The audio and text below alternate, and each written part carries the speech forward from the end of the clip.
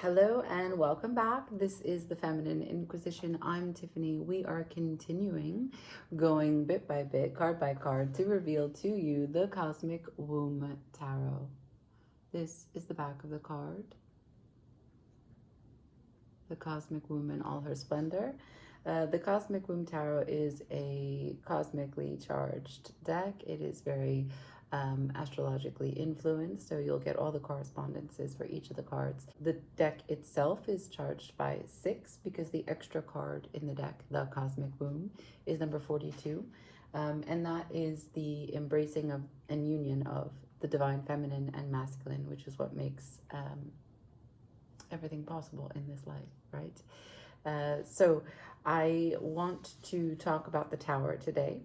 And as I've been doing in each of these videos, I give you a little bit of an insight of what the Tower means to me as I have written according to this deck, but also some of the illustrations of the Tower across other decks and what other cards it relates to. So I've been explaining this as an orbit or a constellation. Each card in the deck belongs in its succession, right? The partners that come before it and after it.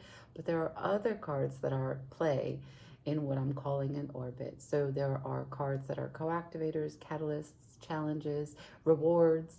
Some are initiatory and some of them are just, kind of at the end, the great way in which you attain this energy and everything that comes with it. So today is the Tower, and this is one of my most favorite cards from our deck.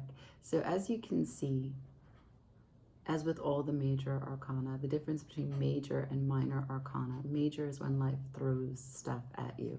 Sometimes it's amazing and beautiful, and sometimes it's shit. But every bit of it is necessary.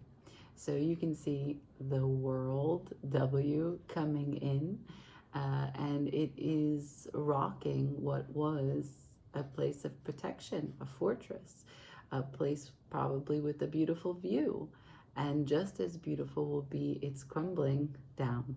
So this card, when it shows up, is marking a significant time of change, of upheaval, sudden shifts that you may have been stepping towards, working to manifest, and other times it's really stark and sudden. So what's happening is a clearing, right? So what you once thought was everything that you needed currently and projecting into the future, but a piece of it is no longer serving you. Or your mind has changed, and in order for your new idea to have space to arrive, what was old needs to fall apart. It is not comfortable sensation. It asks a lot of you. There's death energy in it, of releasing, of letting go. And there's whenever we're faced with letting go, we want to grip badly to hold on to, right? The identity is attached to the home, to the foundation, to the place, to the status, whatever it was that was called to come to a quits in your tower, right? And as you can see, there's usually 2 people. I don't know, there's probably so many decks, but usually there are some people falling to the side. So this is a breaking point when life asks you to recognize that there are greater energies than you at play.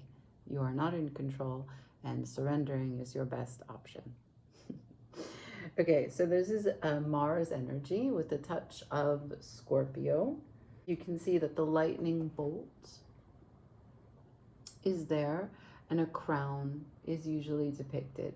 So it's about a cataclysmic shock to what you thought was the highest place of authority in your life.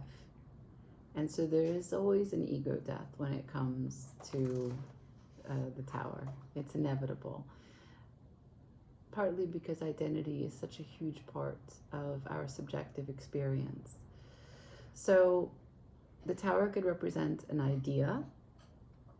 It can also be any aspect that is stirring within you that no longer aligns with the construct that you exist in.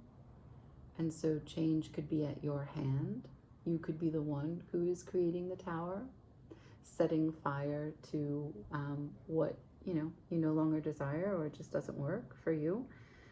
But no matter what, this is divine intervention. And so it is not for you to be scared.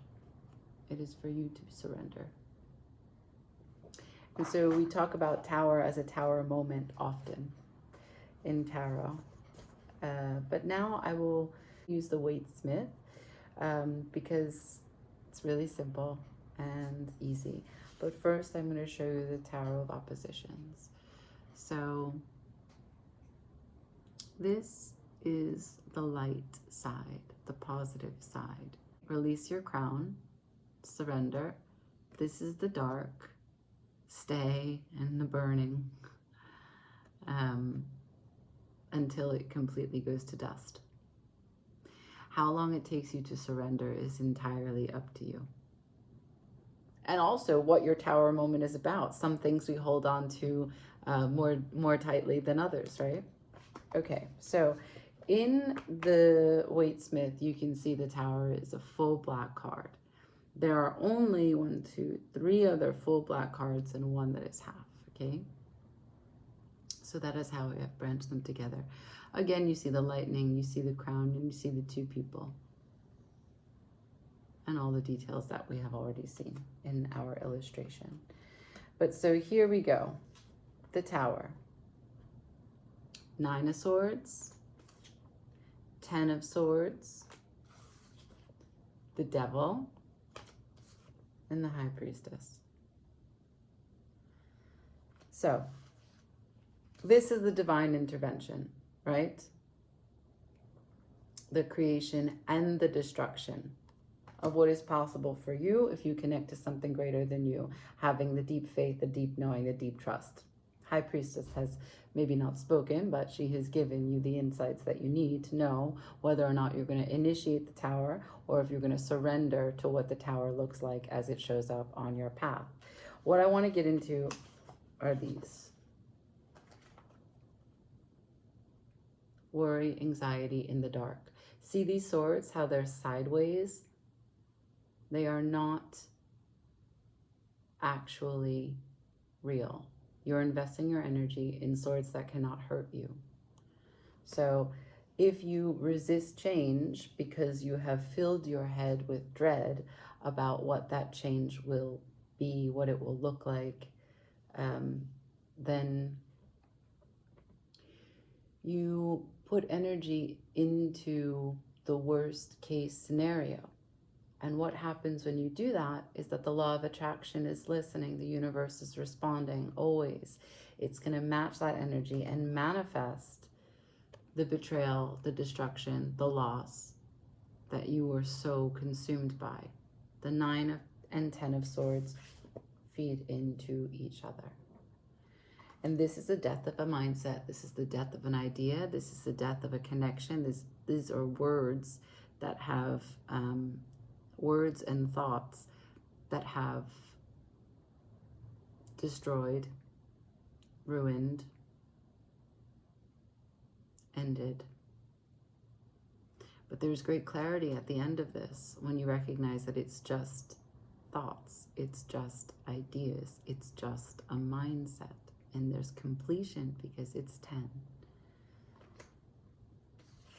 The person who powers all of that, the engine driver, is you. The fixed rigidity, the obsessive compulsive, the insecure and argumentative, the passive ways in which you don't rise to the occasion to understand more deeply.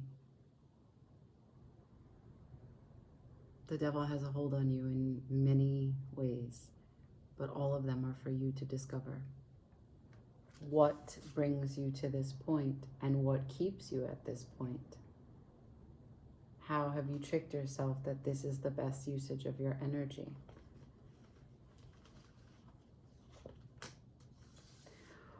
Right.